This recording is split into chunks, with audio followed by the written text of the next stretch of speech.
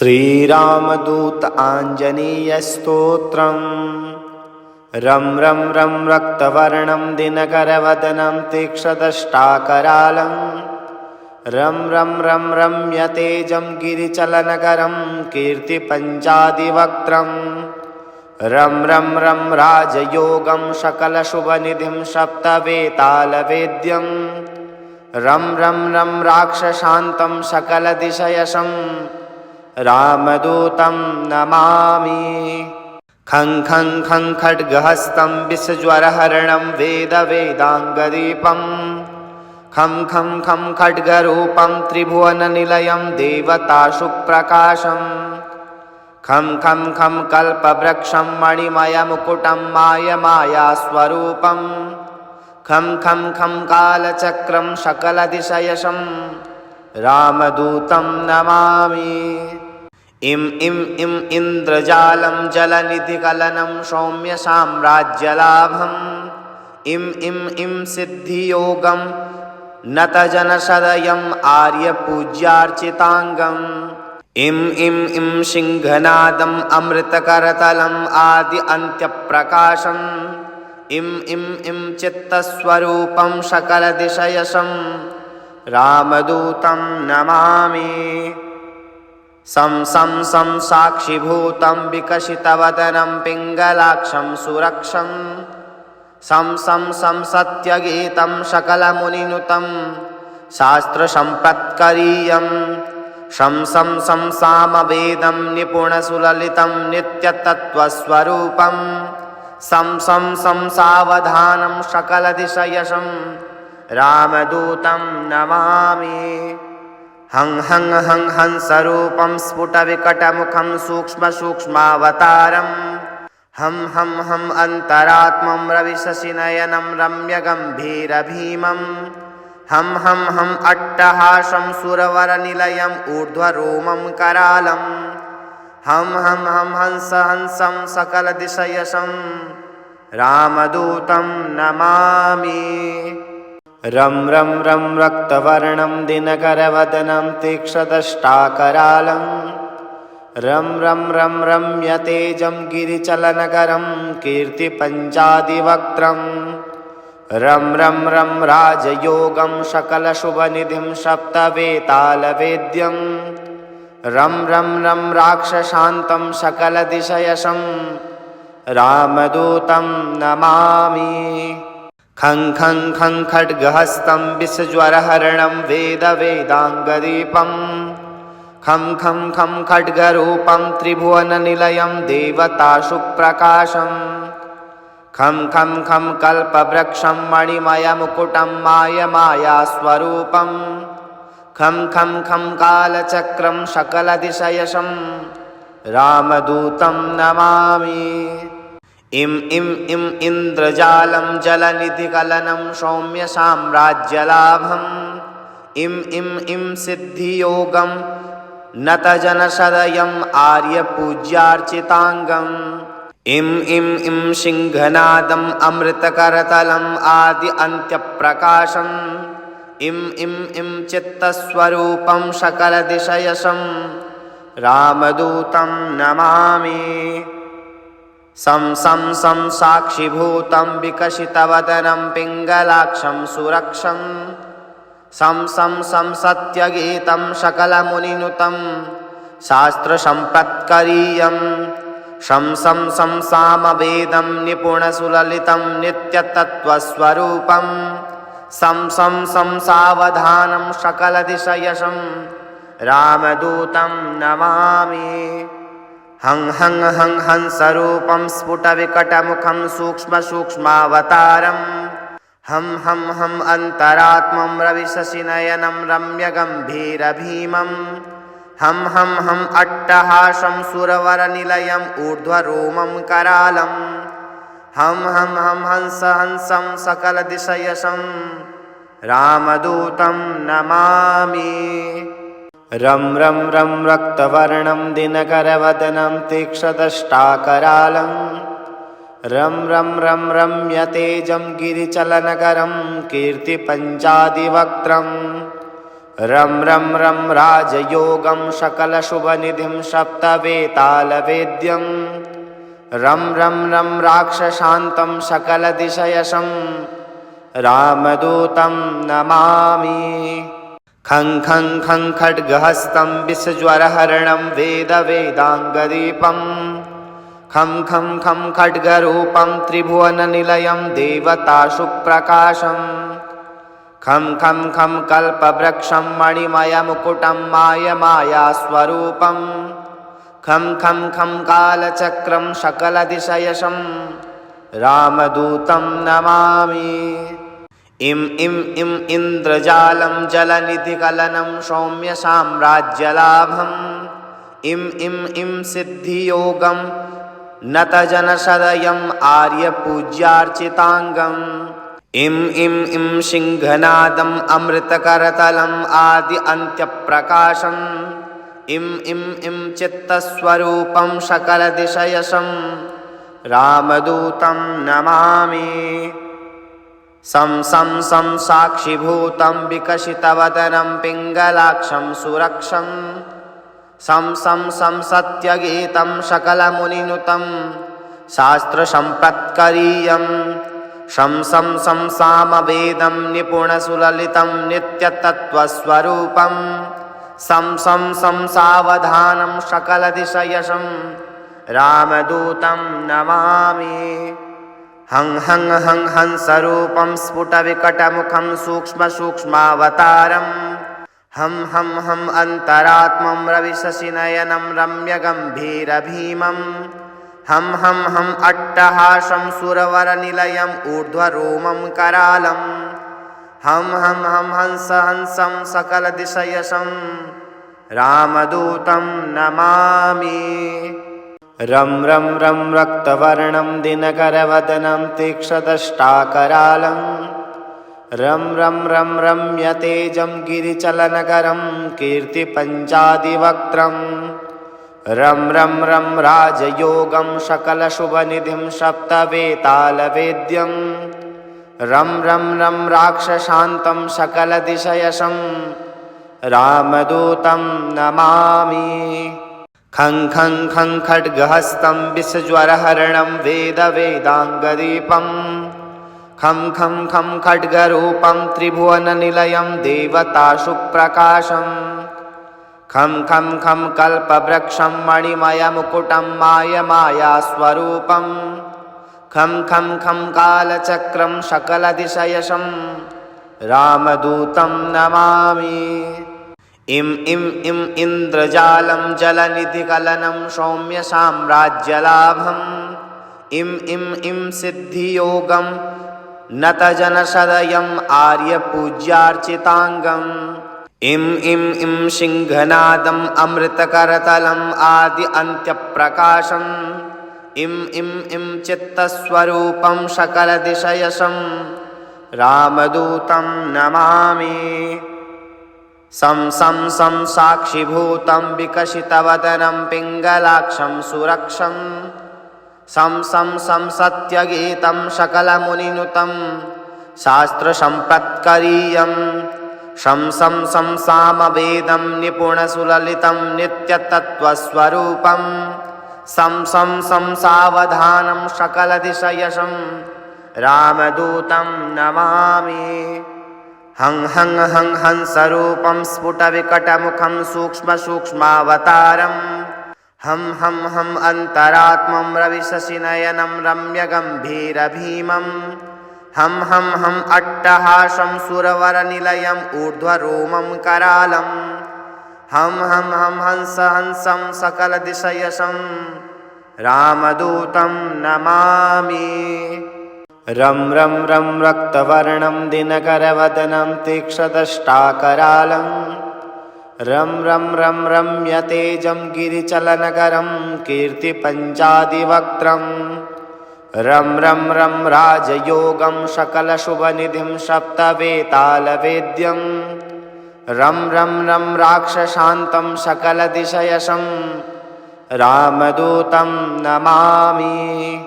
खं खं खं खड्गहस्तं विषज्वरहरणं वेदवेदाङ्गदीपं खं खं खं खड्गरूपं त्रिभुवननिलयं देवतासु प्रकाशं खं खं खं कल्पवृक्षं मणिमयमुकुटं मायमायास्वरूपं खं खं खं कालचक्रं सकलदिशयशं रामदूतं नमामि।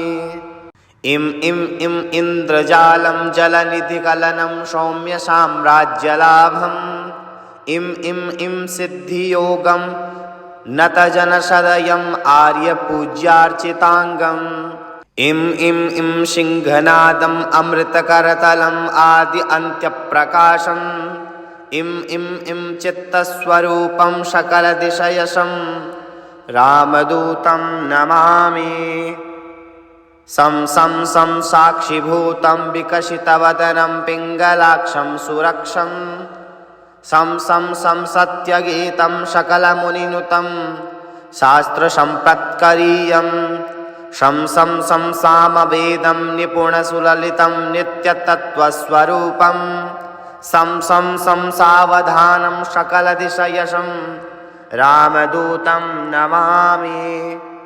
हं हंसरूपं स्फुटविकटमुखं सूक्ष्मसूक्ष्मावतारम् हम अन्तरात्मं रविशशिनयनं रम्यगम्भीरभीमं हम अट्टहासं सुरवरनिलयम् ऊर्ध्वरोमं करालं हम हंसं सकलदिशयशं रामदूतं नमामि। रं रक्तवर्णं दिनकरवदनं तीक्ष्णदष्टाकरालं रं रम्यतेजं गिरिचलनकरं कीर्तिपञ्चादिवक्त्रं रं राजयोगं सकलशुभनिधिं सप्तवेतालवेद्यं रं राक्षसान्तं सकलदिशयशं रामदूतं नमामि। खं खड्गहस्तं विषज्वरहरणं वेदाङ्गदीपं खं खड्गरूपं त्रिभुवननिलयं देवतासु प्रकाशं खं कल्पवृक्षं मणिमयमुकुटं मायमायास्वरूपं खं कालचक्रं सकलदिशयशं रामदूतं नमामि। इं इन्द्रजालं जलनिधिकलनं सौम्यसाम्राज्यलाभम् इं सिद्धियोगं नतजनसदयम् आर्यपूज्यार्चिताङ्गम् इं सिंहनादम् अमृतकरतलम् आदि अन्त्यप्रकाशम् इं चित्तस्वरूपं सकलदिशयशं रामदूतं नमामि। सं साक्षिभूतं विकसितवदनं पिङ्गलाक्षं सुरक्षं सं सत्यगीतं सकलमुनिनुतं शास्त्रसम्पत्करीयं सं सामवेदं निपुणसुललितं नित्यतत्त्वस्वरूपं सं सावधानं सकलदिशयशं रामदूतं नमामि। हं हंसरूपं स्फुटविकटमुखं सूक्ष्मसूक्ष्मावतारम् हम अन्तरात्मं रविशशिनयनं रम्यगम्भीरभीमं हम अट्टहासं सुरवरनिलयम् ऊर्ध्वरोमं करालं हम हंसं सकलदिशयशं रामदूतं नमामि। रं रक्तवर्णं दिनकरवदनं तीक्ष्णदष्टाकरालं रं रम्यतेजं गिरिचलनकरं कीर्तिपञ्चादिवक्त्रं रं राजयोगं सकलशुभनिधिं सप्तवेतालवेद्यं रं राक्षसान्तं सकलदिशयशं रामदूतं नमामि। खं खड्गहस्तं विषज्वरहरणं वेदाङ्गदीपं खं खड्गरूपं त्रिभुवननिलयं देवतासु प्रकाशं खं कल्पवृक्षं मणिमयमुकुटं मायमायास्वरूपं खं कालचक्रं सकलदिशयशं रामदूतं नमामि। इम इम इन्द्रजालं जलनिधिकलनं सौम्यसाम्राज्यलाभम् इम सिद्धियोगं नतजनसदयम् आर्यपूज्यार्चिताङ्गम् इम सिंहनादम् अमृतकरतलम् आदि अन्त्यप्रकाशम् इम चित्तस्वरूपं सकलदिशयसं रामदूतं नमामि सं साक्षिभूतं विकसितवदनं पिङ्गलाक्षं सुरक्षं सं सत्यगीतं सकलमुनिनुतं शास्त्रसम्पत्करीयं सं सामवेदं निपुणसुललितं नित्यतत्त्वस्वरूपं सं सावधानं सकलदिशयसं रामदूतं नमामि हं हंसरूपं स्फुटविकटमुखं सूक्ष्मावतारम् हम अन्तरात्मं रविशशिनयनं रम्यगम्भीरभीमं हम अट्टहासं सुरवरनिलयम् ऊर्ध्वरोमं करालं हम हंसं सकलदिशयसं रामदूतं नमामि रं रक्तवर्णं दिनकरवदनं तीक्ष्णदष्टाकरालं रं रम्यतेजं गिरिचलनकरं कीर्तिपञ्चादिवक्त्रं रं राजयोगं सकलशुभनिधिं सप्तवेतालवेद्यं रं राक्षसान्तं सकलदिशयसं रामदूतं नमामि खं खड्गहस्तं विषज्वरहरणं वेदाङ्गदीपं खं खड्गरूपं त्रिभुवननिलयं देवताशुप्रकाशं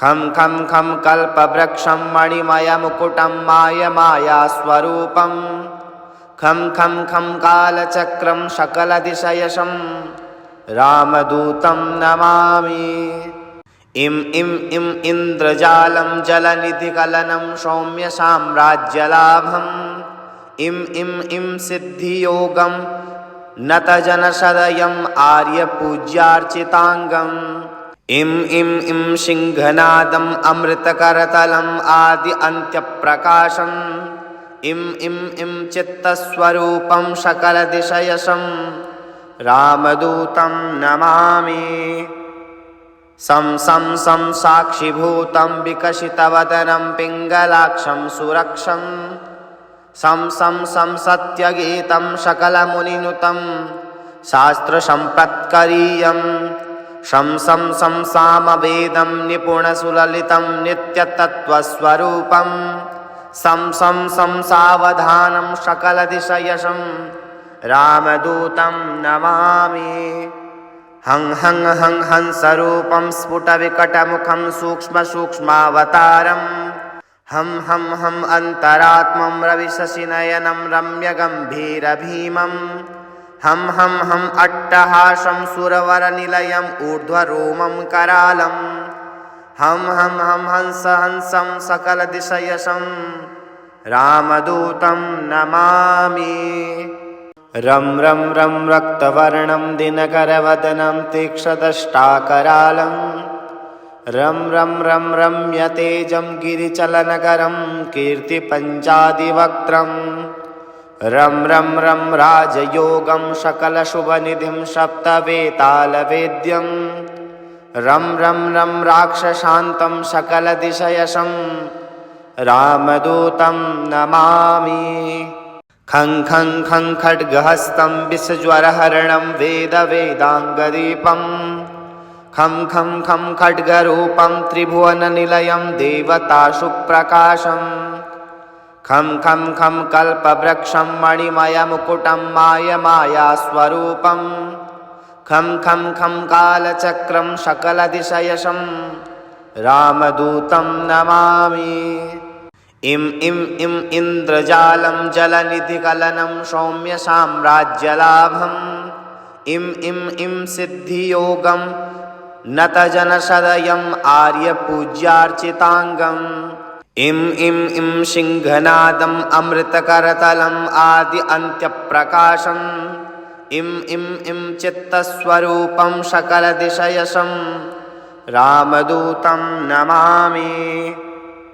सं साक्षिभूतं विकसितवदनं पिङ्गलाक्षं सुरक्षं सं सत्यगीतं सकलमुनिनुतं शास्त्रसम्पत्करीयं शं सामवेदं निपुणसुललितं नित्यतत्त्वस्वरूपं सं सावधानं सकलदिशयशं रामदूतं नमामि। हं हंसरूपं स्फुटविकटमुखं सूक्ष्मावतारं हम अन्तरात्मं रविशशिनयनं रम्यगम्भीरभीमं हम अट्टहासं सुरवरनिलयम् ऊर्ध्वरोमं करालं हम हंसं सकलदिशयशं रामदूतं नमामि। रं रक्तवर्णं दिनकरवदनं तीक्ष्णदष्टाकरालं रं रम्यतेजं गिरिचलनकरं कीर्तिपञ्चादिवक्त्रं रं राजयोगं सकलशुभनिधिं सप्तवेतालवेद्यं रं राक्षसान्तं सकलदिशयशं रामदूतं नमामि। खं खड्गहस्तं विषज्वरहरणं वेदाङ्गदीपं खं खड्गरूपं त्रिभुवननिलयं देवताशुप्रकाशं खं कल्पवृक्षं मणिमयमुकुटं मायास्वरूपं खं कालचक्रं सकलदिशयशं रामदूतं नमामि। इम इन्द्रजालं जलनिधिकलनं सौम्यसाम्राज्यलाभं इम सिद्धियोगं नतजनसदयम् आर्यपूज्यार्चिताङ्गम् इम सिंहनादम् अमृतकरतलम् आदि अन्त्यप्रकाशम् इम चित्तस्वरूपं सकलदिशयशं रामदूतं नमामि।